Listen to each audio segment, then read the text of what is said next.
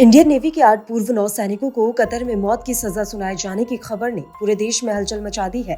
1 साल से ये लोग कतर की कैद में हैं और गुरुवार को वहां की कोर्ट ने 8 के लिए सजाए मौत का फरमान सुना दिया।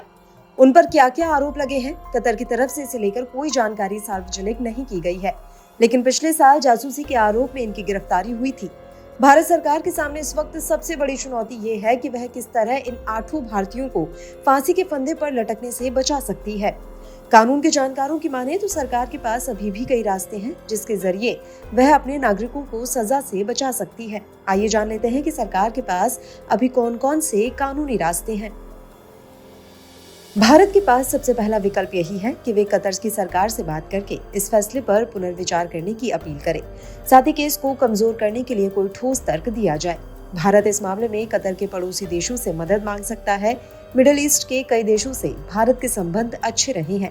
यदि ये देश कतर पर दबाव बनाए तो बात बन सकती है। 2021-22 में कतर के साथ भारत का द्विपक्षीय व्यापार 15.3 बिलियन अमेरिकी डॉलर था। कतर को भारत का निर्यात 1.83 बिलियन डॉलर था और कतर से भारत का आयात 13.19 बिलियन डॉलर था।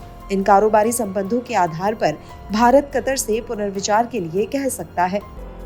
भारत कतर की अदालत के इस फैसले को इंटरनेशनल कोर्ट ऑफ जस्टिस में चैलेंज कर सकता है। कुलभूषण जाधव के मामले में भी भारत ने यही रुख अपनाया था। इस कोर्ट से भारत को राहत भी मिली थी। कतर में 25% आबादी भारतीय है। इनमें से अधिकतर लोग वहां बड़े पदों पर हैं। कतर की अर्थव्यवस्था में इनका बड़ा हिस्सा है।